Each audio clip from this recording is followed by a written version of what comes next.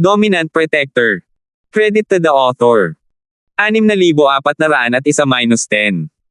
Ang mga pangalan po na nandito ay galing sa mga name generator. Kung meron man pagkakatulad sa mga pangalan ng tao o lugar at pangyayari, ito ay tunay na hindi sinasadya. Lumayas ka. Dinala na ni Mike ang kanyang ikalimang kapatid sa dalampasigan matapos matanggap ang mensahe ni Terence, at nagkataon lang na may nakita siyang umaatake kay Terence. Umungol siya at sumuntok palabas. Ang matalas na parang talam na tunay na enerhiya ay agad na nakalusot sa atake ng kanyang kalaban at madaling umatras.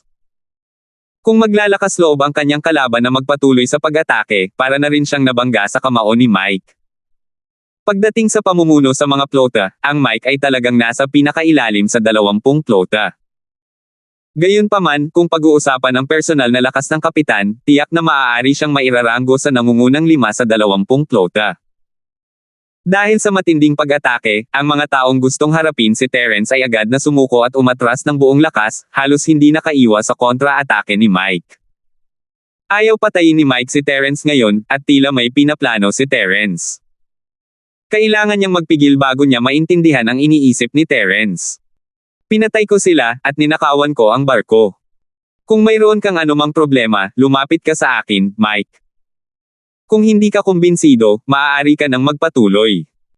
Nakatayo si Mike sa tabi ni Terence, malamig na nakatitig sa mga lalaki, na parang handa na siyang magsimula ng away anumang oras. Nakatayo rin si Jinmo sa kabilang panig ni Terence, ang kanyang kumpletong aura ng paglikha ng lupa ay tahimik na tumataas. Hindi ito kasing bayolente ng kay Mike, ngunit mayroon pa rin itong malakas na presyon. Lalong namutla ang mga mukha ng mga taong iyon mula kanina. Alam nilang hindi sila makakabalik sa lugar na ito maliban kung mapag-iisa nila ang lahat at sama-samang aatake. Gayunpaman, kung walang sapat na benepisyo, sino ang mag-aasar sa isang eksperto ng walang dahilan? Para sa isang mission item. Wala nang paraan para makaalis sa desyerto na isla ngayon, kaya ano pa ang silbi ng pagkakaroon ng quest item? Mike, ang yabang mo talaga. Bakit? Sa tingin mo ba walang makakapidyaw sa'yo dito? Sa tingin mo ba ikaw ang pinakamagaling dito? Hindi natakot si Yunhao kay Mike. Nakapatay na siya ng mahigit 1 o 2 tao sa unang round, kaya kung siya ang manggenguna, natural lang na may mga taong susuporta sa kanya. Kung mapasama niya sina Dax at Lucius sa kanya, mas magiging kumpiyansa siya. Sa katunayan, gustong-gusto ni Yunhao na itaboy sina Dax at Lucius. Nakakalungkot na ang 2 taong ito ay hindi niya kayang saktan ang damdamin. Kung direkta niya silang kakausapin, malamang na magiging dahilan ito ng kanyang pagkadismaya, kaya't bahagya niya lamang itong nababanggit at umaasa na maiintindihan nila ito. Yunhao, kung hindi ka kumbinsido, pwede kang lumabas at kalabanin ako ng isa-isa. Huwag kang magsalita ng mga kakaibang bagay. Akala ko magaling kang tao, pero ngayon parang ordinaryo ka lang pala. Umiling si Mike nang may paghamak. Ang kanyang mga salita ay nagdulot ng 10,000 kritikal na pinsala na nagpamula sa mukha ni Yunhao. Tama na ang mga walang kwentang kalokohan.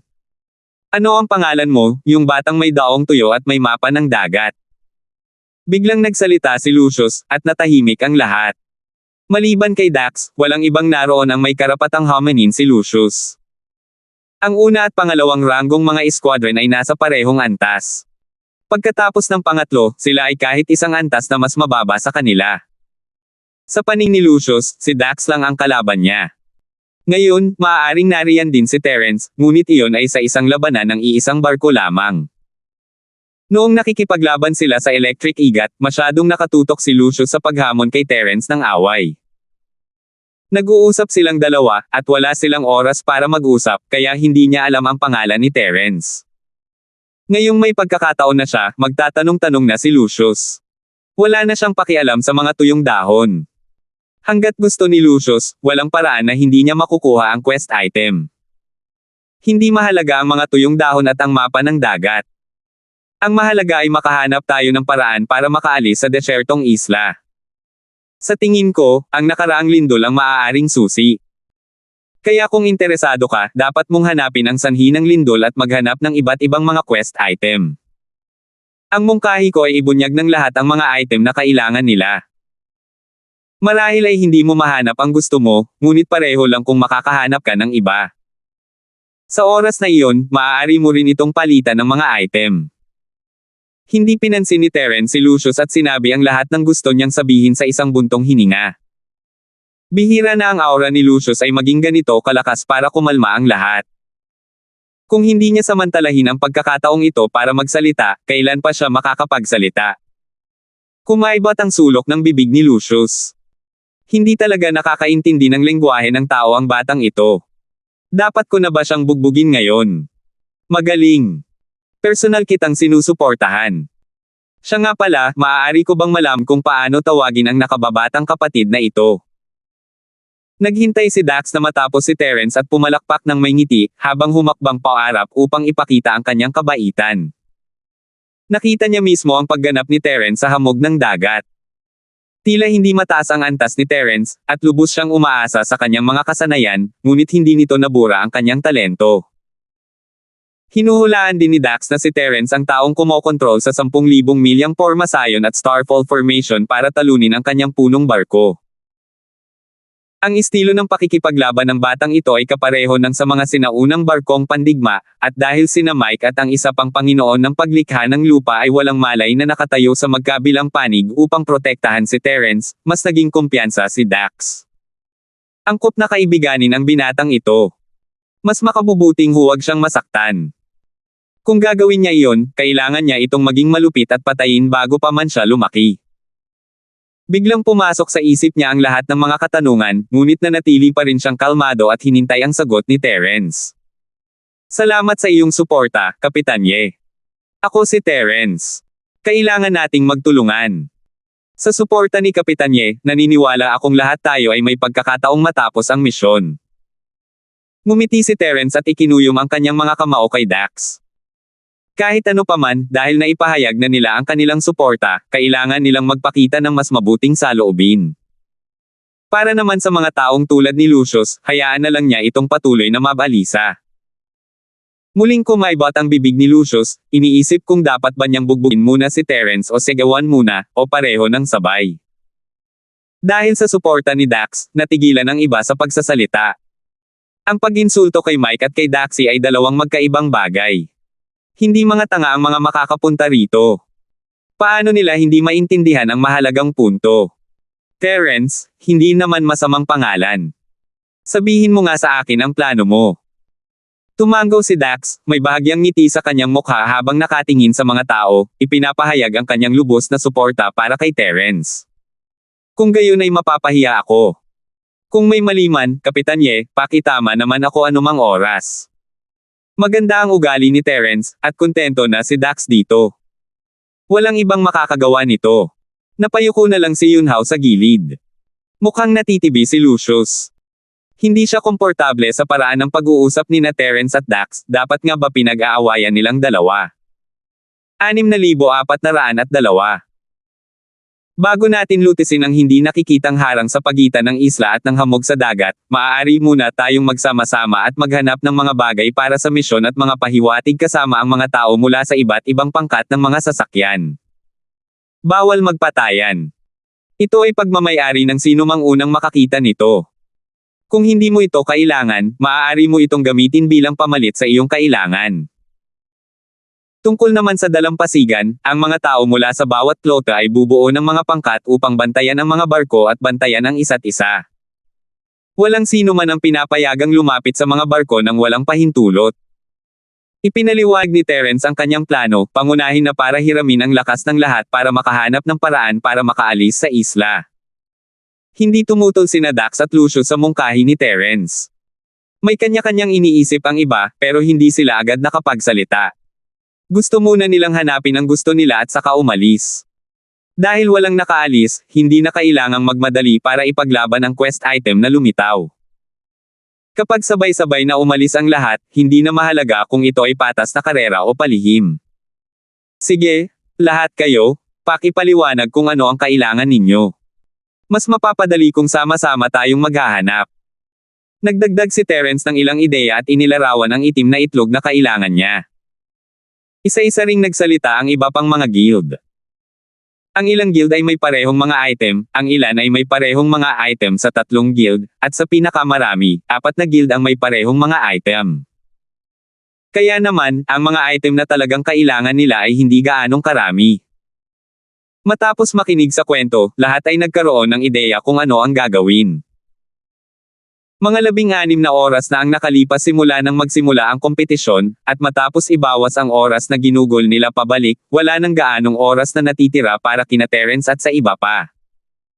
Kung babalik sila pagkalipas ng 24 na oras, wala nang posibilidad na mabawi ang mga puntos. Lahat ng babalik pagkalipas ng 24 na oras o pagkalipas ng 24 na oras ay halos pareho lang. Tia Zhang, kayo ni Natalie, at Old Wo ay mananatili rito. Kami ni Kuya Mike ay aalis at maghahanap ng mga palatandaan. Pagkatapos umalis ng lahat, humarap si Terence kina Jinmo at sa iba pa. Bakit? Gusto kong sumama sayo. Hindi masyadong handa si Natalie, ang pananatili sa dalampasigan ay hindi kasing interesante ng pagsunod kay Terence. Terence, hindi ba't sinabi mong isang tao lang ang mananatili sa bawat grupo? Kung kaming 3 lang, hindi ba't masamang ideya yon? Walang pakialam si Jinmo sa kanyang disipulo, ngunit tinanong niya si Terence. Tia Zhang, Senior Sister Natalie, kayong dalawa ay maglilibot sa sangandaan ng dalampasigan at kagubatan. Ang ika-5 kapatid ay mananatili sa dalampasigan. Sa tingin ko ay medyo kakaiba ang isla na ito, lalo na ang mga kuweba na iyon, kaya pupuntahan ko ulit ang mga ito at pag-aaralan. Mas magiging panatag ako kung mananatili kayo rito. Lumipat si Terence sa voice transmission habang sinulyapan ang maliit na speedboat na nakaparada sa tabi ng dalampasigan. Naunawaan ng ilan sa kanila ng palihim. Ngayong kulang na sila ng isang maliit na barkong mabilis ang bilis, gaano man ito kaunlad sa huli, kahit isang pangkat ang makukulong sa desyertong isla. Ang pinakamahalagang bagay para kay Jinmo na manatili rito ay ang matiyak ang pag-atres ng pangkat. Nang marinig ni Natalie na gustong pumunta ni Terence sa maalikabok na mga kuweba, gusto niya sanang sumama rito, ngunit malinaw na imposible iyon. Inalo niya ang sarili sa sarili na marumi ang mga kuwebang iyon at walang masayang laruin. Pagkatapos ng diskusyon, naghiwalay sila at gumawa ng kani-kanilang mga gawain. Para naman sa mga mixed teams, umalis silang lahat pagkatapos mag-usap ng grupo ni Terence, naiwan sina Dax at Lucius na nakatitig sa isa't isa. Kapitan Ye, Kapitan Su, magiging magkapareha ba kayong dalawa? Gusto sanang pumunta ni Terence ng mag-isa, pero siya ang nagmungkahi. Hindi niya maaaring baliwalain na lang silang dalawa, kaya binati niya sila. Terence, sasamahan kita, Tara na. Napailing si Lucius kay Dax at humarap kay Terence, at nagmungkahi na makipagtulungan dito. Kung ganoon, makakasama ko sa iisang koponan si Kapitan Mike. Nagkibit balikat si Dax. Maganda ang dating ngiti niya at mukhang napakagaan ng loob. Napakamot ng ulo si Terence. Sanay na silang dalawa sa pagbibigay ng utos, kaya walang nakaisip na hingin muna ang opinyon niya. Kalimutan mo na, pareho lang naman ang lahat. Mahalaga ang oras at hindi dapat sayangin. Sige, Kapitan So, umakyat na tayo sa bundok. Tumango si Terence at ikinuyom ang kanyang mga kamay kina Dax at Mike bago tinawag si Lucius paakyat ng bundok. Bakit mo gustong umakyat ng bundok? Sa tingin ko dapat tayong pumunta roon. Itinuro ni Lucius ang isang lugar sa di kalayuan kung saan halatang mas malalago ang mga puno. Malapit na sana siyang magsabi ng parang, susugod tayo. Noon pa man ay si Lucius na ang kumokontrol sa sitwasyon at namamahala sa direksyon. Kailan naman ang pagkakataon ng batang ito na mag-utos? Nakakalito talaga. Walang respeto sa matatanda. Ngumisi si Lucius sa kanyang puso. Pakiramdam niya ay nailigtas niya ang kanyang sarili. Aalisin muna niya ang kaiabangan ng batang ito at pukawin ang galit nito. Pagkatapos, magmumungkahi siya ng isang laban-laban sa sinaunang barkong pandigma. Marahil ay papayag siya rito. Hindi alam ni Terence kung ano ang iniisip ni Lucius, pero alam niyang hindi niya kayang makipag-usap ng normal sa baliw na lalaking ito. Hindi siya nagulat na may nangyaring mali. Kapitan Ye, interesado ka bang umakyat sa bundok para tingnan ito? Sa tingin ko ang bundok. Hindi pinansin ni Terence si Lucius at lumingon kay Dax. Paakyat sa bundok. Hindi hinintay ni Lucius ang sagot ni Dax. Agad siyang tumalikod at umalis ng may malungkot na ekspresyon. Hindi madaling mapabilang sa grupo ng batang ito. Paano siya susuko sa mapagkunwaring Dax? Ngumiti si Terence. Nakakatuwang tao itong si Lucius. Maaaring hindi niya maintindihan ang lengguwahe ng tao minsan, pero masarap sumagot. Nahati ang apat sa dalawang grupo, ang isa ay aakyat sa bundok at ang isa naman ay papasok sa kagubatan. Gusto rin ni Dax na sundan si Terence, ngunit pakiramdam niya ay hindi pangkaraniwan si Terence. Sa kasamaang palad, narito si Lucius, at malamang ay bubunutin niya ang kanyang espada pagkatapos ng ilang hakbang. Hoy, hindi ka pumayag sa one-on-one challenge namin sa sinaunang barkong pandigma. Pagkatapos lumipad ng ilang sandali, hindi napigilan ni Lucius na kausapin muna si Terence. Siyempre, iyon din ang paulit-ulit niyang sinabi. Asikasuhin muna natin ang bagay na ito bago tayo mag-usap tungkol sa iba pa, okay? Hindi ka ba nag-aalala tungkol sa ikalawang round? Kung tama ang kakatanda ko, 3 puntos lang ang nakuha ng fleet mo sa unang round, di ba? Ayaw makipaglaro ni Terence ng sinaunang battleship kay Lucius. Anong ginagawa niya? Tanggapin mo muna ang hamon ko. Hindi natinag si Lucius. Nagpumilit pa rin siya. Hindi na talaga maituloy ng taong ito ang usapan. Hindi alam ni Terence ang sasabihin, ang lalaki ang pangalawa, at 3 puntos lang ang nakuha niya, bakit hindi man lang siya nag-aalala? Gusto mo pa rin ba ang kota sa nabigasyon para sa mistiko at mahiwagang lugar sa dagat? Mayroon ka pa bang tiwala sa sarili ng isang malakas na tao? Isa pa, 3 puntos lang ang mayroon ng ploto ko, at lahat ng iyon ay salamat sa iyo. Hindi ka pa rin pumapayag na labanan ako sa sinaunang barkong pandigma. Gusto mo na ba akong labanan ng personal ngayon? 6,403. Tiningnan ni Lucius si Terence mula sa gilid ng kanyang mga mata. Halatang halata ang pagbabante niya kay Terence. Kung alam niya ang tunay na lakas ni Terence, baka inatake na niya ito agad. Bagamat mahusay ang teknik ni Terence sa pagtakas gamit ang kidlat at kaya niyang kontrolin ng maayos ang kidlat, nasa tugatog pa lamang siya ng kaharian ng itim na Ascension. Walang interes si Lucius sa isang mahinang tulad niya. May kuweba sa unahan. Pwede tayong pumasok at tumingin. Nagpasya si Terence na huwag pansinin si Lucius, hindi niya ito makausap. Napanganga si Lucius. Nagpapaligoy-ligoy na naman ang batang ito. Nakakaintindi ba siya ng lengguwahe ng tao? Hindi ba pwedeng magpatuloy tayo sa masayang pag-uusap? Bueno, ito ay isang karaniwang tanong para sa kanilang dalawa, at pareho nilang nadama na ang isa't isa ay may problema. Ang kuweba sa harap ay ang kuweba na napuntahan na nina Terence at Natalie dati. Para maibilang ang atensyon ni Lucius, maingat na sinuri ni Terence ang bawat pulgada ng kuweba, na parang biglang may tumubong bulaklak sa dingding nito. Laking gulat ni Terence nang hindi tumutol si Lucius. Naging seryoso ang kanyang mukha pagpasok sa kuweba. Ang kanyang mga matang nakapikit ay kumislap ng isang mapanganib na liwanag, at hindi niya namamalayang dinilaan niya ang kanyang mga labi. Iyon ang kanyang nakagawian bago siya umatake. Nagtaas ng kanyang bantay si Terence, iniisip na ang lalaking ito ay hindi naman sapat na baliw para pilitin siyang pumayag sa isang tunggalian sa isang barkong pandigma, hindi ba? Wala siyang nararamdamang anumang balak pumatay, ngunit hindi nang ahas si Terence na maliitin si Lucius. Kakaiba talaga ang kuweba na ito. Magaling ang mga mata mo, bata. Hindi man lang tumingin si Lucius kay Terence. Iniarko niya ang kanyang katawan habang nagsasalita at dahan-daang naglakad patungo sa kuweba. Ano ang nakikita mo? Kumurap si Terence. Walang napansing mali si Lucius samantalang ang molditang iyon ay hindi. Hindi ko masabi, parang kakaiba lang sa tingin ko. Hindi man lang lumingon si Lucius. Agad na binawi ni Terence ang kanyang pagsusuri kay Lucius. Kaya intuition lang iyon. Bulag talaga siya para ikumpara ang lalaking ito sa senior ghost. Gayunpaman, humanga pa rin si Terence sa likas na hilig sa pakikipaglaban ni Lucius. Napansin niya at nang molditang nilalang na may mali rito dahil sa limitasyon ng kanilang mga banal na pandama. Walang anumang senyales ng anumang mga paghihigpit o pormasayon. Hindi ginamit ni Lucius ang kanyang banal na kamalayan, ngunit naramdaman niya agad na may mali pagpasok niya. Isa itong kahangahangang talento.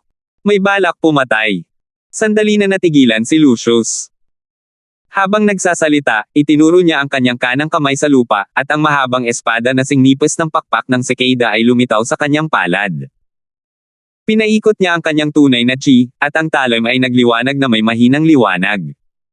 Mag-ingat ka. Kung natatakot ka, maaari ka munang umalis. Ngumiti si Terence at hindi sumagot. Itinoon niya ang pansin sa balak pumatay na tinutukoy ni Lucius. Kung ang balak pumatay ay nakadirekta sa kanya, malamang ay naalerto na siya ng Jade Space. Ngayong wala ng reaksyon, nangangahulugan lamang ito na ang balak pumatay ay hindi nakadirekta sa kanya. Ngunit kahit na ganoon, dapat ay napansin niya pa rin ito. Maaari kayang ang balak pumatay na nararamdaman ni Lucius ay para lamang sa kanya. Kung ganoon, naging interesante ang mga bagay-bagay. Ang pandaman ni Terence ay nagsimulang kumalat ng dahan-dahan, parang tubig na dumadaloy sa lupa, marahang tinatakpan ang lahat. Sa ganitong paraan, mahahanap niya ang mga pinaka-hindi pangkaraniwang lugar. Kung totoo ang sinabi ni Lucius, malamang na ang pinagmumulan ng balak na pumatay ay nasa kuweba na ito. Hindi makapaniwala si Terence na wala siyang makitang bakas nito. Gayunpaman, ang kuweba ay mayroong napakalakas na limitasyon sa pandaman ng espiritu. Nakaramdam si Terence ng matinding pag-urong na parang maraming maliliit na bangin sa kuweba. Kapag dahan-daang dumaan ang pandaman ng espiritu, ito ay naaantala. Anong nangyayari? Isang punit sa espasyo. Hindi ba't masyadong maliit yan? Kumunat ang noo ni Terence, hindi niya alam kung bakit. Samantala, marahas na iwinawagayway ni Lucius ang kanyang espada. Ang nakasisilaw na liwanag ng espada ay nagliwanag at nagliwanag sa buong kuweba. Pagkatapos, lumubog ito ng mga 10 metro sa harap niya at naglaho. Lumiit ang mga mata ni Terence. Walang anumang bagay kung saan nawala ang liwanag ng talam, at walang anumang kakaiba na natutukoy ang kanyang spirit sense, ngunit ang liwanag ng talam ni Lucius ay nawala ng ganoon na lamang. Sigurado siyang hindi kusang nawawala ang pagsiklab ng sable. Ginamit ni Lucius ang lakas ng kanyang pagsiklab ng sable sa distansyang iyon. Hindi ito maaaring mawala ng kusa. May iba pang espasyo rito. Nabigla si Terence. Kung hindi niya ito nakita mismo ng sarili niyang mga mata, hindi siya maniniwala. Paano nakalusot ang liwanag ng talam sa espasyong siwang? Bakit wala siyang makitang bakas nito sa paligid niya? Ayos lang sana kung si Terence lang ang hindi nakakaalam, pero hindi niya man lang masabi kung ano ang nangyayari. Kailangang malaman ng isa na ang array daw ng sampaang ito ay lampas na sa level 9. Sa buong Sky Class Island at sa ilalim ng rehiyon ng Yellow Class Sea, malamang ay walang sino man ang makakapantay sa kanya pagdating sa array daw. Maaari kayang may porma sayon dito sa ibabaw ng level 9. Kaya hindi mo man lang makita ang multo. Parang kidlat ang mga kaisipang ito na biglang dumaan sa isipan ni Terence. Lumilipad na pabalik si Lucius. Isang maliit na liwanag ang nasa harap niya. Kung hihinto siya kahit 1 segundo, tatamaan siya nito. Walang oras si Terence para mag-isip. Itinaas niya ang kanyang kamay at nagpadala ng arko ng kidlat sa maliit na liwanag. Ano man ang mangyari, si Lucius na ang kanyang katuwang ngayon. Kailangan niyang tumulong kahit papaano na harangan ang atake ng kalaban. Ang dahilan kung bakit niya pinili ang mga kidlat ay dahil sapat ang bilis ng mga ito. Ang iba pa niyang mga pamamaraan ay malamang na hindi makakapagpahinto sa liwanag. Sumigaw. Kasabay ng isang bahagyang pagsabog, nagbanggaan ang arko ng kidlat at ang bahagi ng liwanag, na agad na nagdulot ng isang malakas na reaksyon. Ang espasyo sa harap ni Lucius ay napunit sa maraming piraso na parang basahan. Ang madilim na bitek sa kalawakan ay pumihit at umikot na parang galami ng demonyo, na naglalabas ng isang nakakatakot na aura. Nanindig ang balahibo ni Terence nang biglang dumaloy ang panganib sa kanya na parang daluyong, at agad siyang nilunod. Alam niyang nasa panganib siya kahit wala pang babala mula sa Jade Space. Agad niyang ginamit ang Thunder Escape Technique at lumipad palabas ng kuweba kasama si Lucius. Muling nayanig ang buong isla, at walang oras si Terence para isipin ang koneksyon sa pagitan nilang dalawa. Gusto lang niyang makalayo ng husto sa kuweba, kahit na nagsisimula ng magsara ang espasyong bitek. Tumigil, tumigil. Ano ba ang dahilan ng pagtakbo mo? Sigaw ni Lucius habang hinihila siya ni Terence. Ayaw niyang tanggapin ang kabaitan ni Terence. Isa pa, ang paglitaw ng spacecraft ay maaaring maging susi sa pag-alis sa isla. Kapitan Su, kung hindi ako tumakbo, patay ka na sana ngayon. Lalo na't yung mga spatial rifts na yan, sa tingin mo ba ay makakayanan mo ang mga yan? Huminto si Terence mga 1,000 talampakan ang layo mula sa kuweba at pinakawalan si Lucius. Tila may di nakikitang puwersa sa pasukan ng Kuweba Asterisk na ganap na hamarang sa mga pagbabago bago sa loob ng kuweba, kaya walang panganib kahit huminto sila. 6,404. Sa tingin ko isa ka lang walang lakas ng loob na daga. Hindi mo man lang tinanggap ang hamon ko at ang alam mo lang ay tumakbo buong araw. Ayaw sumuko ni Lucius, gusto niyang hamanin si Terence sa oras na magkaroon siya ng pagkakataon. Ayaw sanang abalahin siya ni Terence, pero pwede niyang tanungin si Lucius kung paano nito nalaman ang tungkol dito. Huwag mong ibahin ang usapan. Alam mo ba kung sino yung liwanag na umatake sa iyo? Wala silang alam at ang alam lang nila ay kung paano lumaban. Paano ka nakapasok sa dalawang nangungunang plote? Nakakapagtaka naman. Sabi ni Terence nang may paghamak, malamang hindi magbibigay ng maayos na sagot ang lalaking ito kung tinanong niya ito ng maayos. Baka magalit pa siya ng kaunti, baka makakuha siya ng sagot. Huwag mong ibahin ang usapan. Ako, si Lucius Gale, ay nagpakumbaba na para hamanin ang isang walang kwentang katulad mo, at nagmamayabang ka pa rin. Sabihin mo nga sa akin, tinatanggap mo ba ang hamon ko? Nanatili pa rin sa sarili niyang estilo si Lucius, kinakausap ang sarili at hindi pinapansin ang mga sinabi ni Terence. Hindi na talaga nila maipagtuloy ang pag-uusap. Pakiramdam ni Terence ay sasakit ang ulo niya kung patuloy niyang kakausapin si Lucius. Kalimutan na natin yan, mas mabuting kausapin na niya ang multo. Senior Ghost, ano sa tingin mo ang spatial tier ngayon lang? Ginugugol ng multo ang halos lahat ng kanyang oras sa puno ng pagpapalakas ng kaluluwa, nililinang at pinapakain ang kanyang espiritu, ngunit naniniwala si Terence na mapapansin niya ang isang bagay na kasing kapana-panabik nito. Isa pa, kahit hindi ito pansinin, matututunan niya ang mga detalye mula sa mga alaala ni Terence.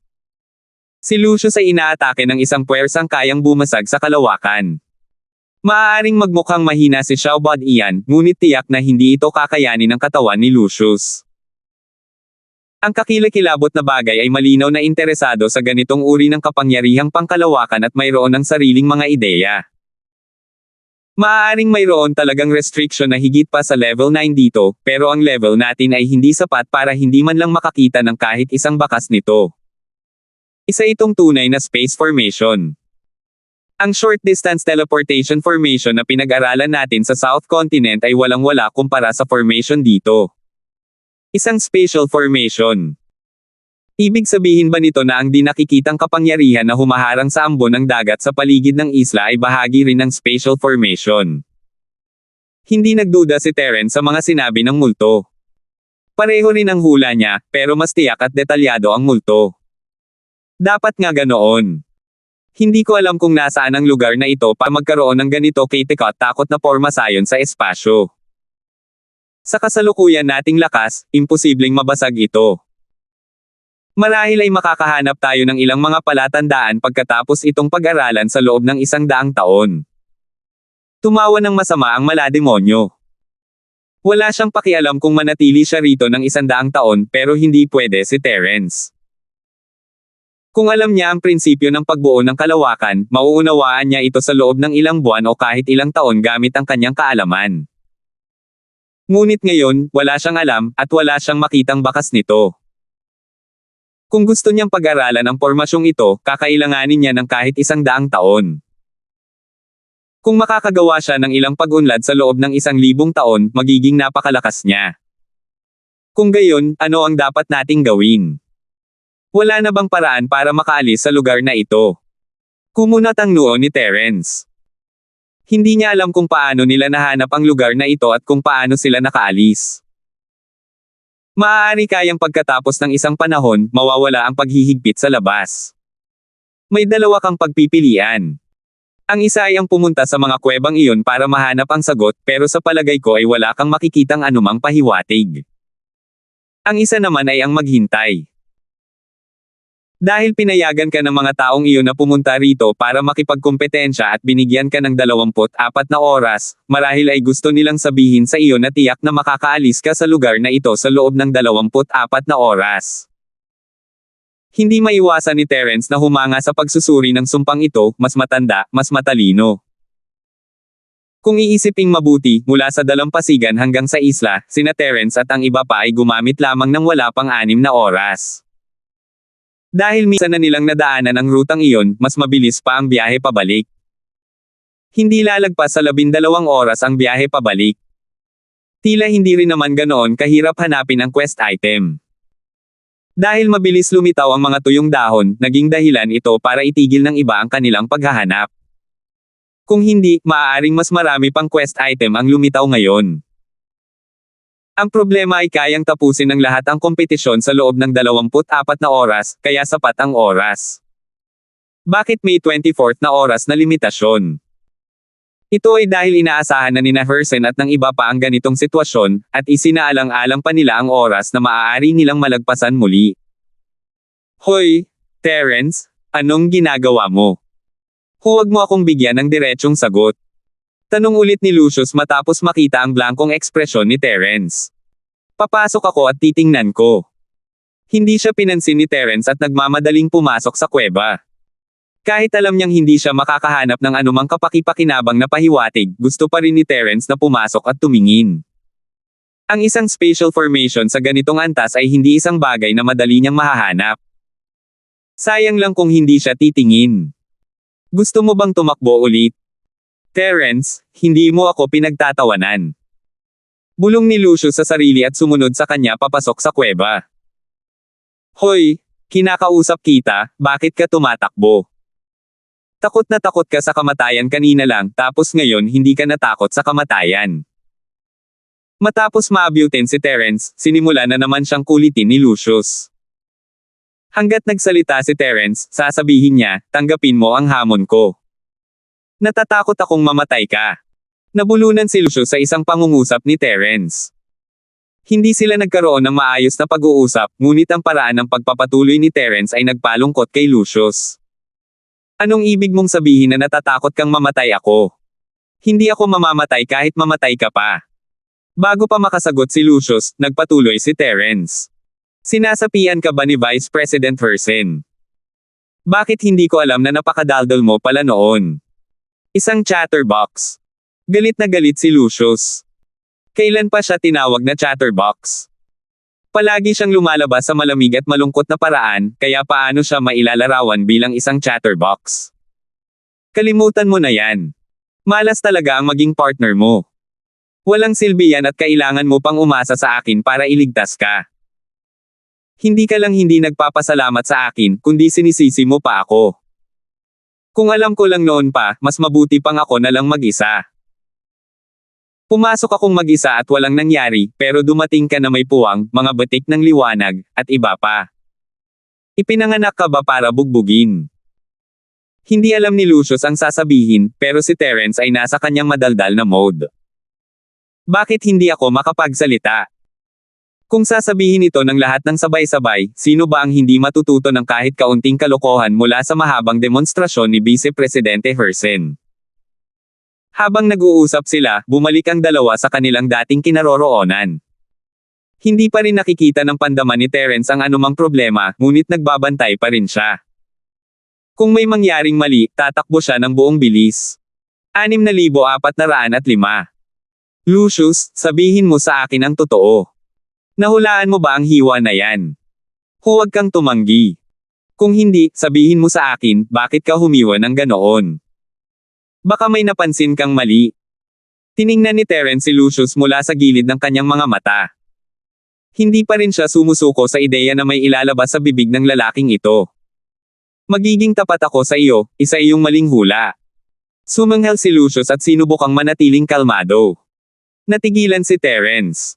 Paano namuhay ang mga tao ni Lucius? Sigurado ka bang hindi magiging maikli ang buhay mo kung makakausap mo ang ganitong klaseng tao? Baliw na Lucius, subukan mo ulit akong linlangan. Nagpasya si Terence na ipagpatuloy ang pag-udyok sa kanya, hindi niya alam kung makikinig ang lalaki.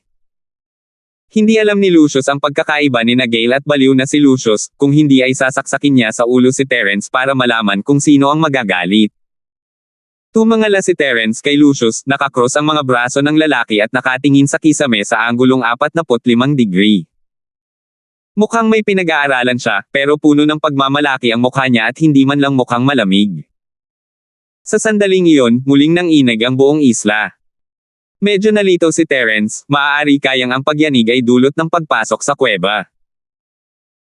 Hindi alam ni Terence kung anong uri ng reaksyon ang magaganap mula sa patuloy na pagyanig, kaya hindi na niya inabala pang pag-aralan ang lihim ng kuweba.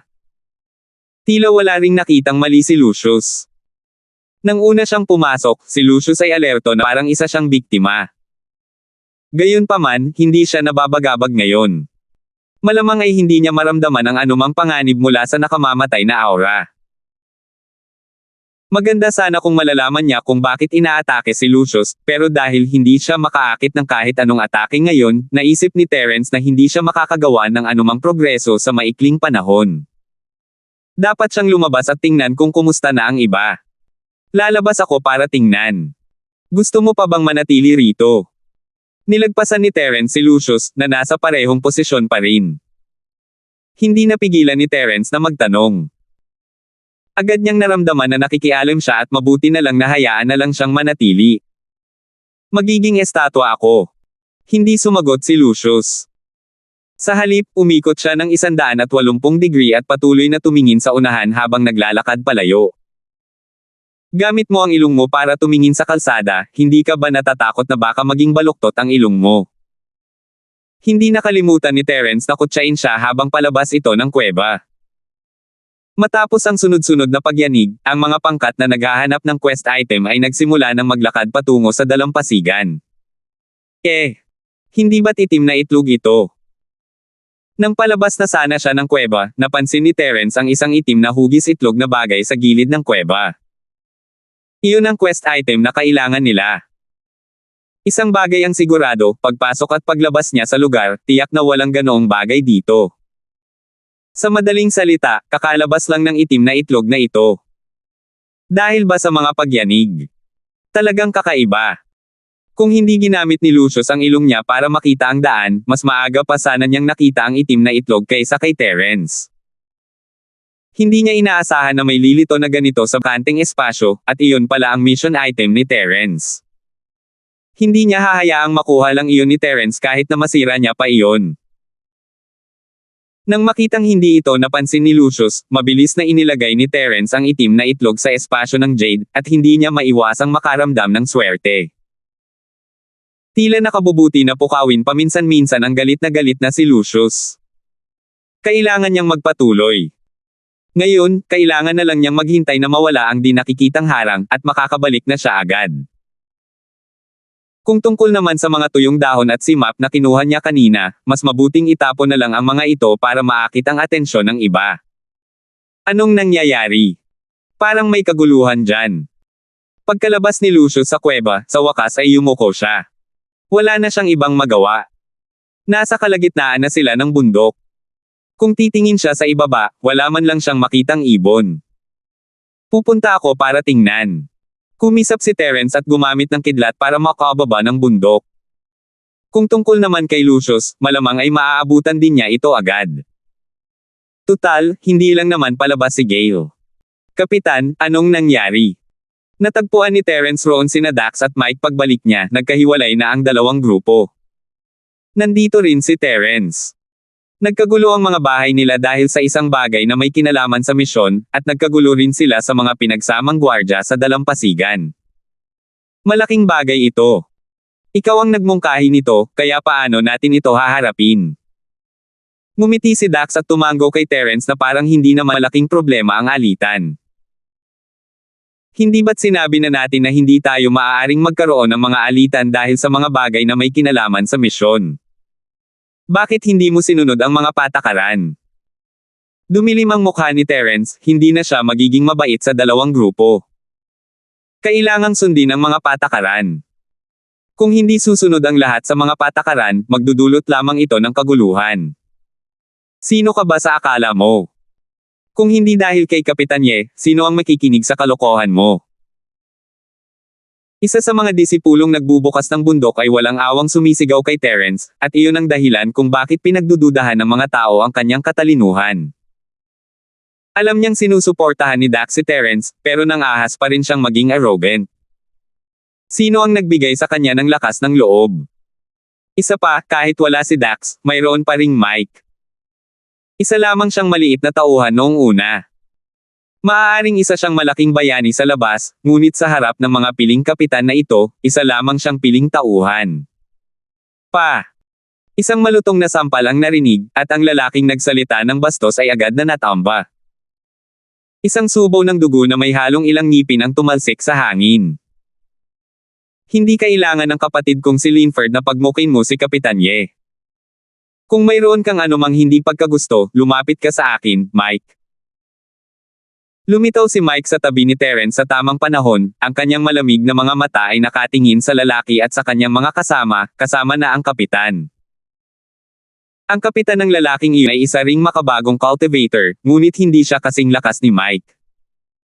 Bukod pa riyan, nasa panig ni Terence si Jinmo, wala namang gaanong mapapala kung masasaktan sila. Para naman sa kabilang panig, matapos makita ang eksenang ito, matalino nilang hindi ipinahayag ang kanilang kawalang kasiyahan. Sa halip, nakipagtulungan sila at nagpadala ng isang kinatawan upang magsalita ng tapat. Kapitan Mike, hindi mo alam to. Nakahanap ang mga tao natin at ang grupo nila ng isang mission item, na nagkataong kailangan nila, pero nauna itong natagpuan ng mga tao natin. Ayon sa mga patakaran, dapat sa atin ito. Kung kailangan nila ito, maaari nila itong ipagpalit ng kahit ano. Gayunpaman, iniisip ng mga taong ito na mas malakas sila kaysa sa atin, kaya gusto nilang baluktutin ang katotohanan at iginiit na ang kanilang mga kababayan ang unang nakahanap nito. Malinaw na nagsalita ang kinatawan na ito at ipinaliwanag ang buong sitwasyon sa ilang pangungusap. Isang panig lang iyon ng kwento, pero pakiramdam ni Terence ay totoo iyon. Masyadong arrogant ang lalaki kaya malamang sanay na siyang gawin ang anumang gusto niya, at naiintindihan naman iyon. 6,406. Wala kang sinasabing kalokohan. Malinaw na ang mga tao natin ang unang nakahanap nito. Nainggit sila na natagpuan natin mismo ang quest item, kaya gusto nila itong sirain. Para malaman mo, malinaw ang pananaw ng lahat. Hindi mo ito basta-basta masasabi. Siyempre, hindi ito aaminin ng kabilang panig at agad na gumanti ng reklamo. Nagsisimula ng sumakit ang ulo ni Terence, mahirap husgahan ang mga ganitong bagay ng walang saksi, at hindi naman niya basta-basta kayang hanapin ang mga taong iyon, di ba? Kung hindi niya ito hahawakan ng maayos, lahat ng mga salitang sinabi niya noon ay mawawala ng kabuluhan. Huwag muna nating pag-usapan ang nangyari sa inyong dalawa. Ano ang kinalaman ng pag-atake sa mga pinagsamang gwardya? Nagpasya si Terence na tingnan ito mula sa ibang perspektibo. Ang pag-aagawan para sa mga gamit ay sa pagitan ng dalawang flota, ngunit ang pag-atake sa magkasanib na mga gwardya sa dalampasigan ay para sa kapakinabangan ng lahat ng flota. Nakuha na nila ang kanilang mga gamit sa misyon at gusto nang bumalik sa barko, sinusubukang maging una na umalis sa desyerto na isla. Kinailangan namin silang pigilan, at pagkatapos ay inatake nila ang mga pinagsamang gwardya sa dalampasigan. Mula rito, makikita natin na halatang nakokonsensya sila. Bukod dito, napagkasunduan na nila dati na kapag nakuha na nila ang quest item, hihintayin nila ang lahat na dumating at palitan ito. Agad na gumawa ng malinaw na linya ang dating kinatawan ng flote sa pagitan ng sarili nilang flote at ng kalaban, at maginhawang tinapakan ang kalaban. Tila matindi ang hinanakit. Kalokohan, gusto lang naming bumalik sa aming maliit at mabilis na barko at hintayin ang lahat, para hindi ka na pumunta at mang-istorbo sa amin. Nakakatawa namang sabihin na gusto na naming umalis. Halatang plano lang ang mga sinasabi mo. Hindi rin dapat magpatalo ang kabilang panig. Sa anumang kaso, kailangan muna nilang magkaroon ng dahilan para sa kanilang sarili. Sa anumang kaso, umiiral na ang katotohanan na aatakihin natin ang mga tanod sa dalampasigan. Kahit ano pa ang sabihin mo, hindi mo mababago ang sitwasyon. Dahil may mga patakaran, lahat ay kailangang sumunod sa mga ito. Kung walang sumusunod sa mga patakaran, para saan pa ang mga patakaran? Malamig na tumawa si Terence habang nakatingin sa grupo ng mga tauhan na nagtatangkang makipagtalo. Ang mga taong tulad nila ay sanay nang gawin ang anumang gusto nila, mas lalo pa silang hindi makatuwiran. Tama si Terence, ang mga patakaran ay isang bagay na napagkasunduan ng lahat, hindi natin basta-basta maaaring labagin ang mga ito. Terence, sabihin mo lang sa akin kung paano mo ito gustong haharapin, susuportahan kita. Tila walang anumang epekto ng pagpigil ang ngiti ni Dax, ngunit walang nang ahas na pabulaanan ang sinabi niya. Siyempre, may sarili siyang dahilan kung bakit niya ipinapahayag ang suporta niya kay Terence ng ganito. Ano man ang mangyari, kapakipakinabang ito sa kanya, kaya bakit hindi? Salamat sa iyong suporta, Kapitan Ye. Kung gayon, i-aanunsyo ko ang parusa. Ikinuyom ni Terence ang kanyang kamao kay Dax at humarap sa dalawang floater. Pag-usapan natin kung sino ang tama at kung sino ang mali mamaya. Pag-usapan muna natin ang pag-atake sa mga pinagsamang tanod sa dalampasigan. Kung sino man ang manggenguna ay kukumpiskahin ang kanilang mga gamit sa misyon. Kasabay nito, ililipat natin ang pagkakasunod-sunod ng palitan hanggang sa huli. Sa simula ay gusto naming patayin ang isa bilang babala sa iba, ngunit dahil ito ang iyong unang pagkakataon, hahayaan ka naming umalis at bibigyan ka ng pagkakataong bumawi sa iyong mga pagkakamali. Galit na galit ang mga lalaki nang marinig nila ang desisyon ni Terence, ngunit kinailangan nilang pigilin ito dahil sa takot na masaktan sina Dax at Mike. Mahusay ang ginawa ng mga tauhan ng kabilang flote sa pagharang at pag-atake sa mga gwardya sa dalampasigan. Natural lang nagagantimpalaan sila. Ang mga nakumpiskang gamit sa misyon ay ibibigay sa inyo bilang gantimpala. Dito na nagtatapos ang bagay na ito. Napagpasyahan ni Terence na tapusin na ito bago bumalik sa alitan. Huwag ka munang magsalita sa ngayon. Aayusin natin ang alitan ninyo pagkatapos ng pag-atake sa mga pinagsamang gwardya sa dalampasigan, dahil walang makapagbibigay ng tiyak na ebidensya para patunayan na iyon talaga ang sinasabi nila. Ngunit ang alitan sa pagitan ninyo ay tunay ngang nagdulot ng mga hindi kinakailangang kaguluhan at nakaantala sa gawain ng lahat.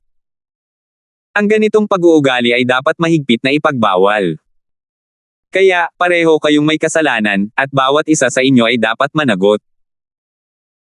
Ayaw mag-aksaya ng oras ni Terence sa pag-iimbestiga at pangangalap ng ebidensya, kaya't pinako niya sa kanila ang kalahati ng responsibilidad. Bagamat tila medyo irresponsible, hindi maikakaila na ito ang pinakamabisa at pinakamabilis na paraan upang harapin ito. Ang parusa mo ay kayong dalawa na lang ang sasakay sa barko at aalis. Kung gusto mong ipaglaban ito, pwede kayong patayin ng sama-sama ng lahat. Malamig na sabi ni Terence habang nakatingin sa dalawang flota. Hihintayin niyang tumalon ang mga ito at tumutol, at pagkatapos ay sasabay siya sa agos at papatayin ang manok para bigyan ng babala ang mga unggoy. Isa itong gandang babala sa mga ayaw makinig. Aba, ayaw namin ng aming gantimpala. Magagamit ba namin ito para mabawi ang parusa? Lumapit ang kinatawan mula sa grupo ng mga biktima kay Terence na may malaking ngiti sa kanyang mukha. Hindi siya nagmakaawa, bagkus ay nagmungkahi ng isang plano upang makabawi sa kanyang pagkakamali. Oo. Ang mga bagay na ibibigay mo para sa misyon ay ibabahagi ng publiko. Kapag dumating na ang oras para sa palitan, uunahin ang mga grupo na mas malaki ang naiambag. Ang pamantayan para sa mas malaking kontribusyon na ito ay, halimbawa, kung ang isang koponan ay nakahanap ng isang bagay para sa misyon, ngunit ang isa sa mga koponan ay nakakuha nito, habang ang kabilang partido ay walang nakuha. Sa kasong ito, sila ang unang makakakuha ng gantimpala. Gumanti si Terence ng magandang kondisyon. Mabuti na lang at natugunan ng grupo ng mga tauhan ng taong ito ang mga kinakailangan ni Terence, magkakaroon siya ng pagkakataong makuha ang gantimpalang ito sa hinaharap. Kinansela ang parusa sa pagsakay sa barko sa dulo. Kahit papaano ay masisiguro nito na hindi sila mapapahamak. Ngayong nawala na sila ng isang maliit na express ship, alam na ng sino mang hindi hanggal ang ibig sabihin nito. Malamang na may iwan ang taong nasa huling ranggo sa isang desyerto na isla. Patas at makatarungan. Wala kaming anumang pagtutol. Magalang na ikinuyom ng kinatawan ang kanyang mga kamay kay Terence at humakbang sa gilid. Sa anumang kaso, wala pa sa kanilang mga kamay ang quest item bago ito. Ngayong wala na silang natalo at walang parusa, ito na ang pinakamagandang resulta. Sa kabilang banda, ang kapitan ay hindi natuwa sa ginawa ni Terence. Sinasadya mo kaming supalan. Ayos lang na kinumpis ka nila ang mga gamit namin, pero gusto talaga nila na kami ang huling sasakay sa barko. May natitira pa bang barko para sa amin? Kapitan Ye, isa kang malaking tao na may magandang reputasyon sa buong mundo. Papanood mo na lang ba ang isang kasuklam-suklam na lalaking ito na gumagawa ng gulo dito? Nasabi ko na yan dati, sinusuportahan ko ang desisyon ni Terence. Nakangiti si Dax at tila hindi nagagalit. Gayunpaman, alam ng mga nakakakilala sa kanya ng husto na ayaw niyang ulitin ang kanyang sinabi. Sinusubukan ba niyang tingnan kung sapat ba ang talas ng karayom na may bulak ni Dax? Hindi niya talaga alam ang gagawin. Hindi ako kumbinsido. Sino ba tong batang to? Lumabas ka at kalabanan mo ako kung matapang ka. Hanggat kaya mo akong talunin, tatanggapin ko ang parusa mo.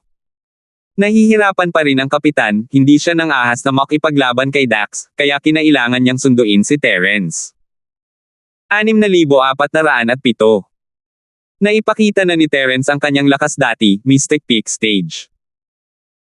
Hindi siya masama sa mga piling tripulante, pero hindi siya maihahambing sa mga kapitan na ito. Ang nangungunang 20 kapitan sa Sky-class Island ay pawang nasa yugto ng pagbuo ng lupa. Siyempre, may mga pagkakaiba sa lakas, ngunit iyon talaga ang antas. Isang Earth Formation Master laban sa isang binata sa tugatog ng Mystic Ascension Realm, at hinihiling niya kay Terence na talunin ito bago niya tanggapin ang parusa. Malamig na tiningnan ni Terence ang lalaki. Sa totoo lang, hindi niya masyadong iniisip ang isang simpleng Earth Splitter na nasa maagang yugto lang. Ang Evolved Dragon Killing Intent, ang Super Alchemy Bomb, ang Soul Snatching Hand, at ang Mystic Vortex ay sapat na para magdulot ng nakamamatay na pinsala sa lalaking ito, pero hindi interesado si Terence na gawin ito rito. Hindi porket hindi siya interesado, hindi ibig sabihin na hindi rin interesado ang iba. Isang maliwanag na liwanag ng talim ang dumaan na parang kidlat at madaling tumago sa katawan ng lalaking ito.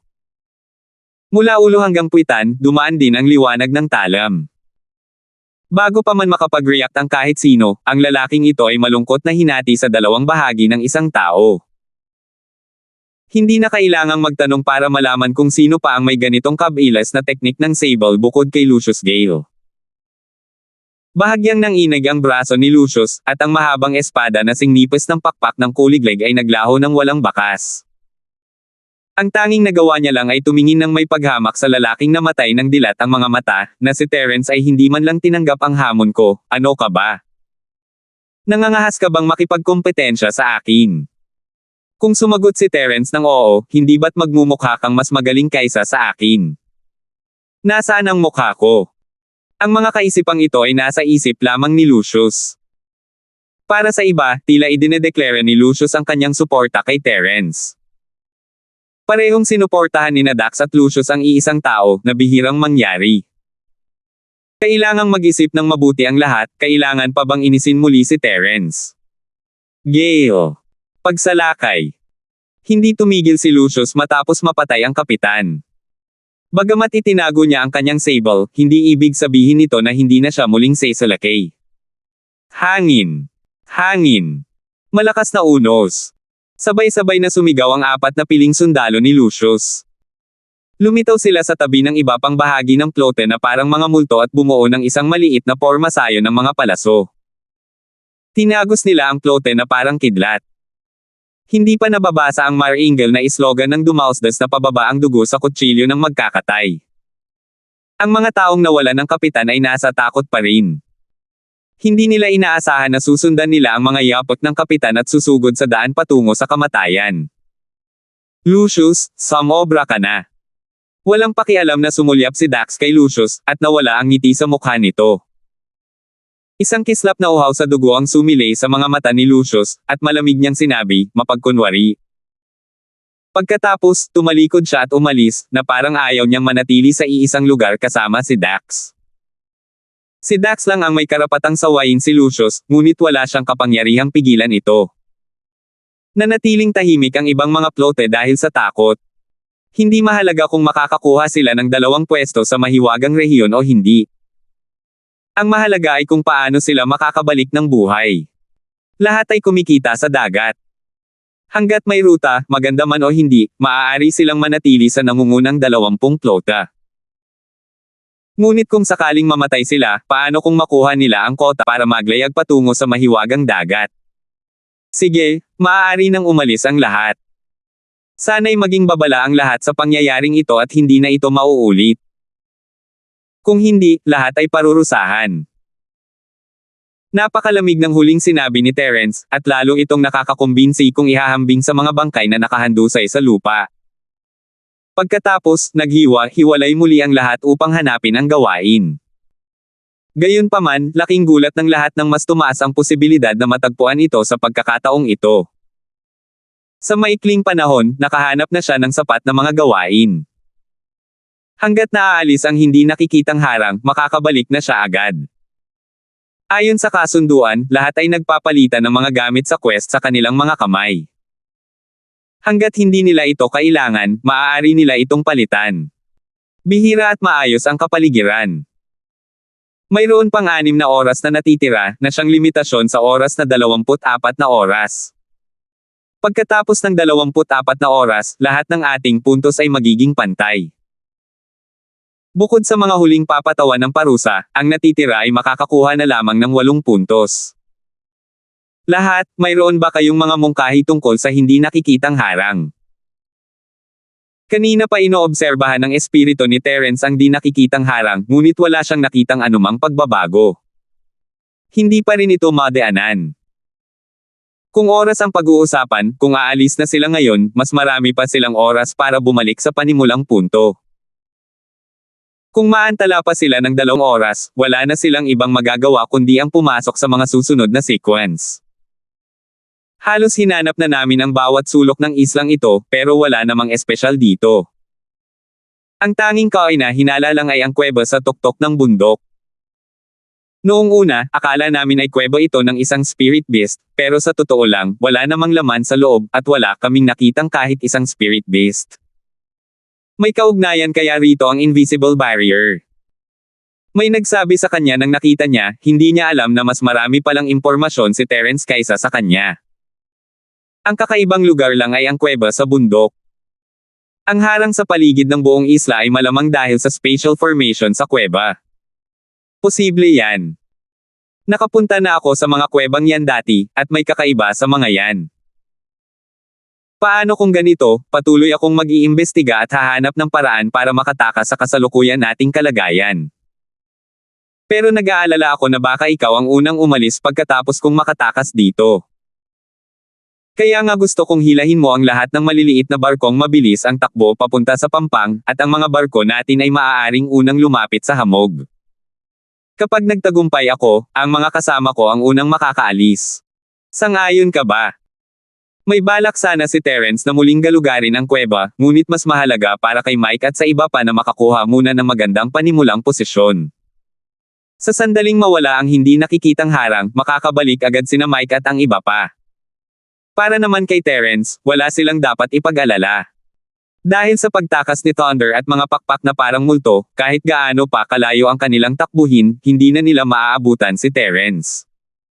Kapatid na Mike, kung papayag sila rito, hindi mo kailangang maging magalang. Dali, sumakay ka na sa barko at maghanda para umalis. Huwag kang mag-alala, makikipagkita rin ako sa iyo maya-maya. Gumamit si Terence ng voice transmission para ipaalam kay Mike, kasunod sina Jinmo at Natalie. Para naman sa ika-5 kapatid, hindi na niya kailangang magsalita pa, kung nandito si Mike, walang magiging problema. Sige, naiintindihan ko. Mag-ingat ka. Kumuha si Mike ng isang storage bag mula kay Terence. Sa loob nito ay ang mga bagay at mapa ng dagat na kailangan para sa misyong ito. Hanggat makakabalik sila, ito ang mga garantiya para makakuha ang armada ni Mike ng isang Mystic Class Navigation quota. 6,408. Walang problema, Terence. Maganda ang ideya mo. Dahil handa kang sumugal, dapat bigyan ng espesyal na pagtrato si Kapitan Mike. Nasa isla ka rin. Kahit na binigyan mo si Kapitan Mike ng kalamangan na maging unang umatake, hindi kanya iiwan. Ngumiti at tumango si Dax, itinuro ang kahinaan ni Terence para malaman ng lahat. Kung tungkol naman sa kung kahinaan nga ba talaga ito, depende iyon sa opinyon ng mga tao. Sasamahan kita. Hindi kasing husay magsalita ni Lucius gaya ni Dax. Sinabi niya iyon at umalis kasama si Terence. Naaalala pa rin niya ang nangyari sa kuweba. Sa totoo lang, interesado rin si Lucius sa kuweba. Sulit pag-aralan ang sitwasyon sa loob.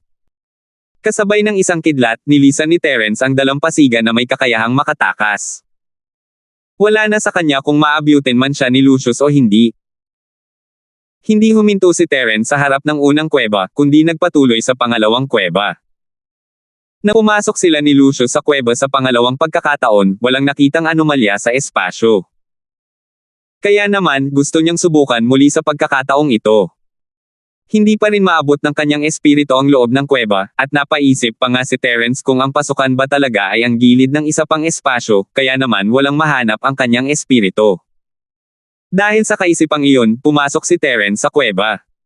Nakapunta na sila ni Natalie rito minsan, ngunit wala silang nakita maliban sa paghihigpit ng banal na pandama. Sa pagkakataong ito, dahil sa konsepto ng spatial formation, tila medyo naiiba ito. Senior Ghost, may nararamdaman ka ba na anumang pagbabago sa espasyo? Tanong ni Terence sa multo habang ginagamit ang kanyang pandama sa espiritu. Isa palang level 9 array master ang sampaang iyon. Kahit hindi niya makita ang nasa loob ng array dito, mas magiging sensitibo pa rin siya sa mga banayad na pagbabago-bago sa espasyo. Walang pagbabago-bago, pero medyo kakaiba talaga ang espasyo rito. Ang tila normal na espasyo ay puno pala ng maliliit na puwang. Sa tingin ko ay hindi tamang tawagin itong puwang. Hayaan mo akong mag-isip ng paraan para ilarawan ito. Nag-isip sandali ang nakakatakot na bagay bago nagpatuloy.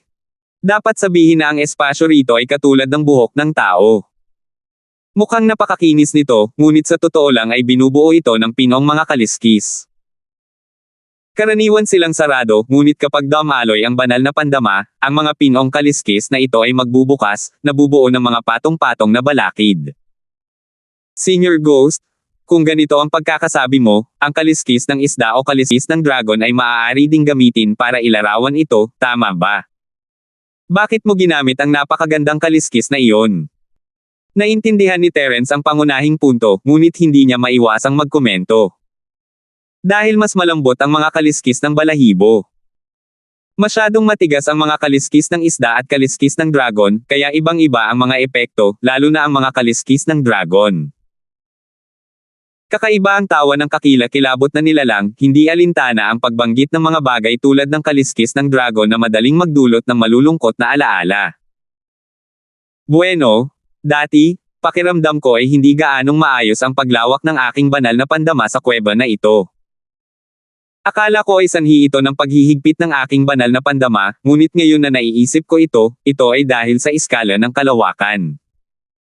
Senior Ghost, ang pagbuo ba ng mga iskala ng kalawakan na ito ay dahil sa isang forma sayon. Binago ni Terence ang usapan at nagpatuloy sa pagtatanong tungkol sa mga forma sayon. Bagamat hindi naman masama ang kasalukuyang antas ng kanyang array daw, malayo pa rin ang lalakbayin niya kumpara sa multo. May ilang theoretical na bagay na maaaring mas masusing suriin ang multo. Posible, pero sa tingin ko may isa pang posibilidad, at iyon ay ang maliliit na spatial scales na ito ang bumubuo sa space array sa kuweba.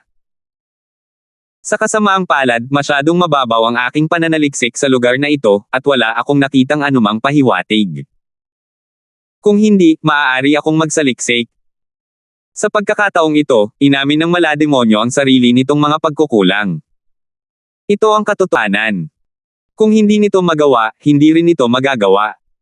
Walang dapat ikahiya. Hanap nating mabuti ang pinagmumulan ng mga iskala sa espasyong ito. Baka may mahanap tayo. Ayaw sumuko ni Terence ng basta-basta.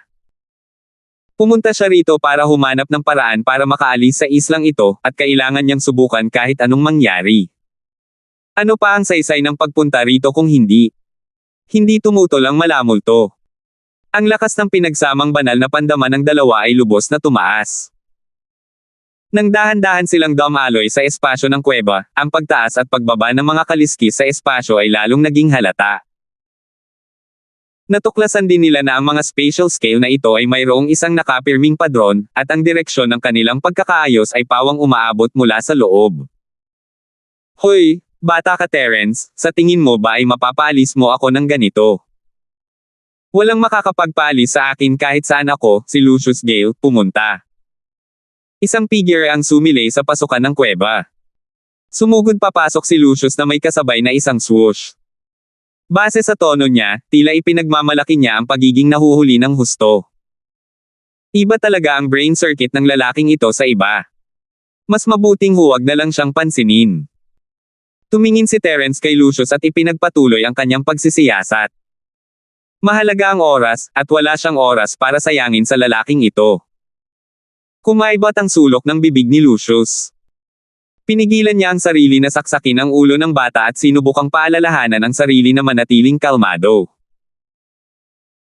Ang hindi niya alam ay ang nag-iisang amo na lagi niyang iniisip ang sarili niya ay isa lamang payaso sa paningin ni Terence. Kung alam lang niya iyon, malamang ay lalapit siya kay Terence at tadteren agad ito. Sinusuri pa rin ni Terence at nang multo ang lugar, ngunit nagsimulang magbago ang espasyo matapos pumasok si Lucius.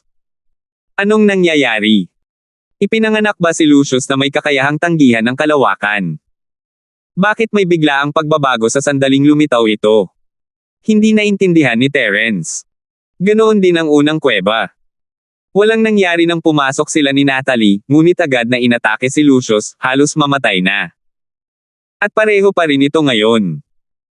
Pamwesto si Lucius para sa isang depensa nang walang paalala mula kay Terence. Para siyang pasang nakatayo ang balahibo. Hawak na niya ang mahabang talim na singnipis ng pakpak ng kuliglig. Kumikinang ang talim, at handa na ito para sa pinakamalakas na pag-atake. May balak na naman pumatay. Terence, isa kang masamang balak. May panganib na nagkukubli kahit saan tayo magpunta. Hindi natuwa si Lucius, at hindi niya nakalimutang kutsain si Terence habang nagbabantay. Hindi alam ni Terence ang sasabihin, sino ang tunay na may masamang balak. May hustisya pa ba? Huwag mong alalahanin ang ugok na yan. Senior Ghost, samantalahin mo ang pagkakataong ito para bigyang pansin ang mga pagbabago sa kalawakan.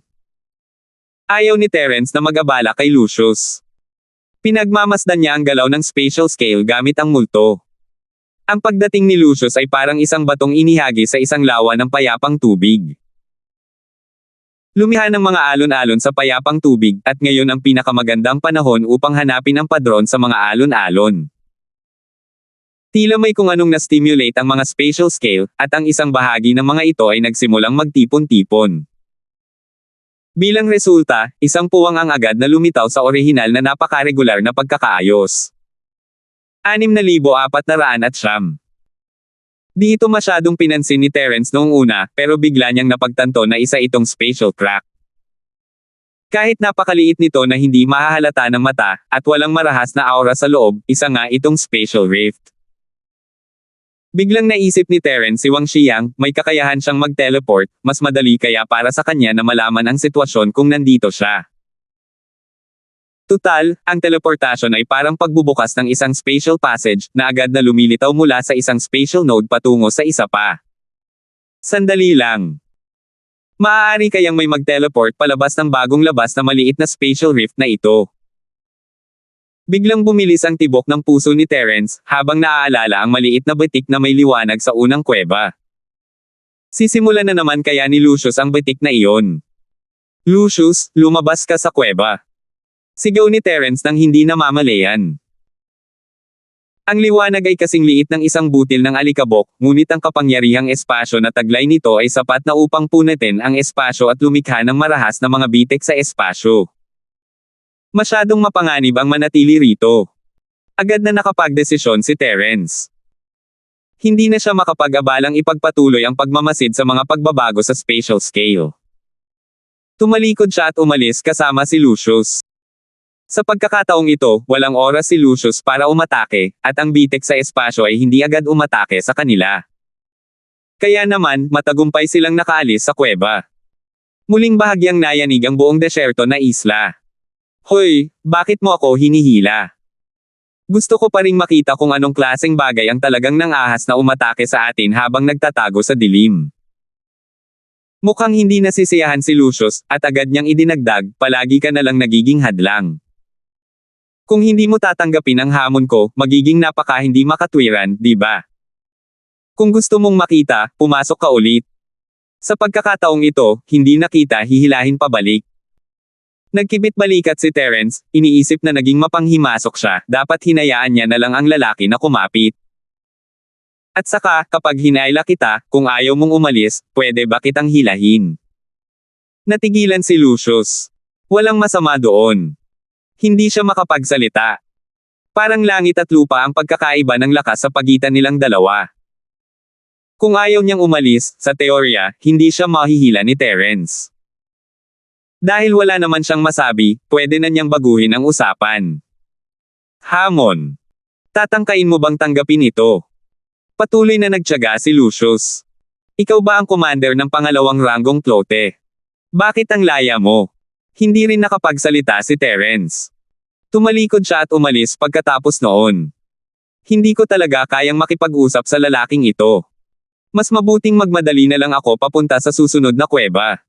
Senior Ghost, ang pagyanig baknina ay sanhi ng paggalaw ng mga kaliskis sa kuweba. Kung magpapatuloy tayo ng ganito, posible bang mabuksan ang hindi nakikitang harang sa paligid ng desyertong isla? Naalala ni Terence na sa tuwing papasok sila sa kuweba, may nayayanig. Nangyari rin ang unang pagyanig pagkatapos makapasok sina Terence at Natalie sa kuweba. Bagamat nakapasok na silang dalawa sa dalawang kuweba, at ang mga pagyanig ay nagsimula lamang pagkaraan ng ilang sandali, mauunawaan na naantala ang mga pagyanig. Marahil ay dahil ang pinagsamang lakas ni Lucius at Natalie ay hindi kasing lakas ng kay Lucius, kaya mauunawaan na ang mga pagyanig ay nagsimula kalaunan. Posible. Pumunta tayo sa ikatlong kuweba. Kung pareho pa rin, makakasiguro tayo. Kung tungkol naman sa kung mabubuksan nito o hindi ang hindi nakikitang harang, hindi ako masyadong sigurado. Akala rin ng Molditang iyon ay ito lang ang magagawa nila ngayon, at mas ligtas din ito. Ayaw niyang malagay sa panganib si Terence. Mas nag-aalala ako kay Lucius. Anong problema niya? Bakit ganito kalakas ang epekto nito sa espasyo? Maaari kayang may sama siya ng loob sa taong nag-set up ng space array, kaya automatikong nag-activate ang array pagkatapos maramdaman ang aura niya. Nanghuhula lang si Terence, makakatulong kung malalaman niya ito. Wala akong nakitang kahit ano sa batang iyon na maaaring magpasigla ng pagbabago-bago sa espasyo. Marahil ay may galit talaga siya sa taong nagtayo ng Pormasayon. O baka naman may galit ang mga ninuno niya sa taong nagtayo ng Pormasayon. Kung titingnan ang hitsura ng batang iyon, isa siyang taong mahilig manggulo kahit saan at makipag-away sa iba. Sa palagay ko ay ganoon din ang mga ninuno niya. Kakaiba ang tawa ng kakilakilabot na bagay, ngunit ang mga salita nito ay wala talagang kahulugan. Huminto sandali si Terence sa ikatlong pasukan ng kuweba, at sinundan siya ni Lucius. Ang bilis ng lalaking ito ay talagang maipagmamalaki. Maging sa kakayahan niyang kontrolin ang isang barkong pandigma o sa personal niyang kakayahan, karapat-dapat siyang tawagin sa pangalang Galley. Siyempre, karapat-dapat din siyang tawagin sa pangalang Madrush, kapag kausap niya ito. Huwag kang papasok. Sa pagkakataong ito, ako na lang mag-isa ang papasok. Mas magiging mapanganib kung susunod sa akin ang isang taong walang hiya na tulad mo. Naabutan ni Lucius si Terence at hinayla ito sa gilid, habang nakatitig dito ng may paghamak. Hindi alam ni Terence ang sasabihin, hindi niya alam ang sasabihin, pero wala siyang pakialam kay Terence dahil gusto pa rin ng lalaki na pumasok. Maaari niyang gamitin ang pagkakataong ito para pagmasdan ito at makita kung ano ang kakaiba sa kanya. Sige, sige. Pero ipaalala ko muna sa'yo, ikaw na walang hiya ang pangunahing dahilan ng panganib sa kuweba. Mag-ingat ka sa pagpasok mo. Huwag mong asahan na ililigtas kita sa pagkakataong ito. Ikinumpas ni Terence ang kanyang kamay kay Lucius nang may paghamak. Hindi komportable ang buong katawan ni Lucius, lalo na ang talim ng kanyang mahabang espada. Gusto niyang saksakin si Terence ng ilang beses. Kalokohan yan. Isa ka lang basura sa yugto ng Xuanzeng, at ang lakas ng loob mong sabihing ililigtas mo ako. Kailangan mo ba akong iligtas? Kailangan ba? Itinaas ni Lucius ang babae at tumingin kay Terence ng may paghamak. 7 o 8 beses na kitang pinalaya ngayong araw, at sinusubukan mo pa rin akong iligtas. Nagkibit-balikat si Terence na parang ayaw niya itong kausapin. Itinuro niya ang kuweba, sinenyasan si Lucius na pumasok. Sumanghel si Lucius at naglakad papasok sa kuweba nang nakataas ang ulo. Gayunpaman, agad niyang binago ang kanyang saloobin pagpasok niya. Ang kanyang buong pagkatao ay napuno ng kakaibang tensyon. Ang mahabang talim ng kanyang sable ay kumikinang ng maliwanag. Siya ay nasa kanyang pinaka-alerto na estado. Humakbang si Terence pasulong at naglakad papunta sa gilid ng kuweba. Ang kanyang pandama sa espiritu ay maaari lamang mapalawak sa loob ng kuweba, at ito ay ganap na nahaharangan sa labas. Sa pagkakataong ito, pinagsama ni Terence at ng multo ang kanilang mga pandama at sinimulang obserbahan ang ugnayan at mga pagbabago sa pagitan ni Lucius at ng kalawakan. Bagamat hindi mahina ang banal na pandama ni Lucius kumpara sa kanyang mga kapantay, wala itong kapantay sa kombinasyon ni Terence. Hindi niya napansin ang pagsilip ni Terence. Malakas ang momentum ng batang ito, at hindi mahina ang kanyang lakas sa pakikipaglaban. Kapag ginamit niya ang lahat ng kanyang lakas, maaaring makalaban niya ang isang cultivator sa maagang yugto ng Sea-Shattering Realm sa loob ng maikling panahon, ngunit matatalo siya sa huli. Kapag nakarating na siya sa ganap na antas ng Earth-Splitting Realm, maaaring makalaban niya ang mga ordinaryong cultivator sa maagang yugto ng Sea-Splitting Realm. Kahit papaano, hindi siya matatalo ng ganoon kadali. Hinangaan ng sumpaman ang kakayahan Lucius sa pakikipaglaban. Tanging mga henyo lamang ang makakahamon sa mga nasa mas mataas na antas, lalo na sa mga nasa mas mataas na antas. 6,410. Senior Ghost, hindi naman natin kailangang mag-focus sa lakas ni Lucius sa pakikipaglaban, di ba? Mabilis na ibinalik ni Terence ang atensyon ng multo sa pangunahing paksa. Wala na siyang oras para pakialaman ang lakas ni Lucius ngayon. Nagre-react na ang space scale. Wala pa rin akong makitang mali. Ang pagbabago ba sa spatial scale ay dahil lang talaga kay Lucius. Hindi rin alam ng Molditang yun ang nangyayari, bakit hindi ito nag-react kina Terence at Natalie. Ano ba ang espesyal kay Lucius? Teka, Senior Ghost, napansin mo ba kung saan nilabas ni Lucius ang mahabang saber niya? Biglang naalala ni Terence na hindi pa gumagamit ng mahabang espada si Lucius noon, pero lagi itong lumalabas sa kamay niya kapag gagamitin niya ito. May dala ring storage bag si Lucius, pero halata namang hindi niya kinukuha ang sable sa storage bag niya. Saan niya karaniwang itinatago ang sable niya? Kung ganoon ang pagkakasabi mo, hindi ko talaga napansin. Medyo naguguluhan din ang Molditang yun. Hindi niya naman pinansin si Lucius dati. Nagkokomento lang siya tungkol dito kapag sinusubukan niyang alamin ang dahilan. Paano niya malalaman kung saan itinago ng bata ang sable? Walang hawak na espada si Lucius bago siya pumasok sa kuweba. Gayunpaman, nasa kamay na niya ang espada nang pumasok siya sa kuweba. Hindi ito napansin ni Terence at ng multo, kaya hindi sila makasiguro. Lucius, lumabas ka sandali. May itatanong ako sa iyo. Sabi niya. Pakiramdam ni Terence ay nakahanap na siya ng palatandaan, at gusto niyang tawagin si Lucius. Alam agad ni Terence na may mali pagkasabi niya noon. Magiging Lucius pa rin kaya siya kung mapapagalitan niya ito gamit ang isang simpleng pangungusap. Habang tumatagal, lalo siyang hindi magsasalita. Hindi siya titigil hanggat hindi ka nababaliw. Gaya ng inaasahan, si Lucius, na alerto, ay nagtaas ng ulo at binilisan ang takbo ng mayabang nang marinig ang tawag ni Terence. Yung lokong to. Gusto niya talaga akong kabahan. Hindi alam ni Terence kung tatawa o iiyak. Huli na para magsalita pa siya maliban na lang kung lalapit siya at hilahin palabas si Lucius. Ang problema ay kung ayaw lumabas ni Lucius, baka hindi siya mahayla palabas ni Terence gamit ang kanyang lakas. Pabilis ng pabilis ang pagbabago-bago ng spatial scale. Terence, bigyang pansin mo ang proseso ng pagbuo ng spatial crack. Kung mauunawaan mo ito, malaking tulong ito para sa iyong kahusayan sa spatial power sa hinaharap, maging ito man ay sa pag-set up ng mga spatial-related formations o direktang paggamit ng mga spatial-related skills, tulad ng teleportation, spatial tearing, at iba pa. Magiging lubhang kapaki-pakinabang ito. Alam ng Moldit ang nilalang na pambihirang pagkakataon ito, kaya gusto nitong magmasid at matuto si Terence.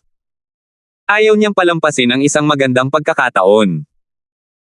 Ang pagmasdan ng pagbuo ng espasyong bitek sa malapit na distansya ay mas mahalaga kaysa sa isang kalokohan at walang kabuluhang kota sa nabigsyon sa mahiwagang dagat. Ganoon din kay Terence, kung hindi dahil kay Mike, nanatili pa sana siya rito ng ilang taon para pag-aralan ang pagbuo at pagsasaayos ng mga spatial scale na ito. Hanggat naiintindihan niya ito ng kaunti, ang kakayahan niya mag-set up ng spatial teleportation arrays ay lubos na mapapabuti. Oo, alam ko. Sumagot si Terence at ginamit ang kanyang spirit sense para makita na may nabuong maliit na siwang, at isang malaalikabok na liwanag ang lumabas mula rito. Unang kumislap ang liwanag ng talim ni Lucius at lumapag sa bitek bago naglaho. Pareho lang ito noong una, pero ang kaibahan lang ay hindi niya kailangan ang arko ng kidlat ni Terence para tulungan siya. Inilabas niya ang pangalawang liwanag ng talim at hinaranggan ang liwanag ng mahinang ngiti sa gitna. Pagkatapos, ginamit niya ang puwersa para lumipad pabalik sa napakabilis na bilis. Tere na rin labas na tayo. Ipinaalala ng bagay na iyon kay Terence na ang susunod na alon ng mga pagbabago bago sa espasyo ay magiging mapanira, at hindi ito kakayanin ng katawan ni Terence. Hindi na niya kailangang ipaalala pa, nakahakbang na si Terence pabalik. Humakbang siya at tumayo sa labas ng kuweba. Kasabay nito, lumipad din palabas si Lucius. Isang malalim at mahinang dagandong ang narinig sa kuweba. Habang nakatingin sa loob mula sa butas, walang pagbabagong makikita, na para bang mayroong hindi nakikitang harang sa paligid ng butas, hindi lamang humaharang sa pagsingit ng kamalayan ng kaluluwa mula sa labas, kundi pati na rin sa lahat ng paggalaw sa loob. Kabay nito, muling nayanig ang buong desyerto na isla. Tila ang pagyanig na ito ay direktang may kaugnayan sa pagpasok sa kuweba. Pakiramdam ni Terence ay parang dalawang magkaibang espasyo ang loob at labas ng kuweba. Gaano man kalaki ang mga pagbabago, hindi ito makikita ng mga tao sa labas. Gayunpaman, nakakapagpadala pa rin ng tunog. Kamangha-mangha ito. Ayos ka lang ba? Nag-aalalang tanong ni Terence matapos makita ang malungkot na kalagayan ni Lucius. Gusto niyang malaman kung saan itinago ng lalaki ang kanyang sable, kaya nagpasya siyang magpakita ng kaunting kabaitan. Ano kayang mangyayari sa akin? Ayos ka lang ba? Natakot ka ba? Pinalaki ni Lucius ang kanyang dibdib at mayabang na tumingin kay Terence, na para bang masyadong mahina ito at dapat niyang alagaan itong mabuti. Biglang naramdaman ni Terence na masyadong kuripot ang espasyong bitek, bakit isang matingkad na bitik lang ang lumabas. Dapat sana ay 180 ang ginamit niya para patayin ang gago na ito. Nasaan ang sable mo? Takot ka bang mahulog? Alam ni Terence na walang saysay ang makipag-usap kay Lucius ng normal, kaya kinailangan niya itong hikayatin na makipag-usap. Saka lamang niya makukuha ang mga sagot na gusto niya. Anong biro, mahuhulog ang sable ko. Kahit mahulog ka pa dyan, hindi mahuhulog ang kutsilyo ko. Tiningnan ni Lucius si Terence nang may paghamak, na para bang sinasabi niyang ang isang palaboy na taga-probinsya tulad ni Terence na hindi pa nakakakita ng mundo ay talagang kaawa-awa. Magmumulat na siya ngayon. Biglang lumitaw ang mahabang talam sa kamay ni Lucius at ikinumpas niya ito sa katawan ni Terence ng ilang beses. Nakasisilaw ang liwanag ng talam. Bahagyang ngumiti si Terence, alam niyang walang makukuha sa kanya ang normal na pagtatanong sa kanya, kaya binunot niya ang kutsilyo tapos itong medyo pukawin. Senior Ghost, masasabi mo ba kung nasaan ang sable? Hindi ang espada ni Lucius ang pangunahing layunin ni Terence, gusto niyang malaman kung nasaan ito. May naiisip ako. Hindi ko inaasahan na ganito kalakas ang sable ng lalaking ito. Kung hindi ako nagkakamali, ang saber na ito ay may kakayahang guluhin ang espasyo. Ang saber ay palaging kasama ni Lucius, pero hindi sa kanya. Para maging mas tumpak, ang sable ay karaniwang nakatago sa isang malayang espasyo na nilikha nito mismo, o sa ibang parallel dimension. Si Lucius ay konektado sa Sable sa pamamagitan ng kanyang banal na pandama. Kapag kailangan niya ito, maaari niyang i-swing ang saber para patayin ang kanyang mga kaaway gamit ang isang pag-iisip. Ito ang pinakamahusay na paraan para linlangin ang mga tao. Tila interesado ang multo sa espada. Ito ang unang pagkakataon na nakakita siya ng sandata na naglalaman ng mga batas ng kalawakan. May mga special rule rin ang mga storage bag at singsing, pero ibang-iba ang mga ito sa blade ni Lucius. Para itong Jade Space ni Terence, kung saan kaya niyang magpadala at tumanggap ng mga bagay gamit ang isip niya. Salamat po at sinamahan ninyo ako, ingat lagi mga master.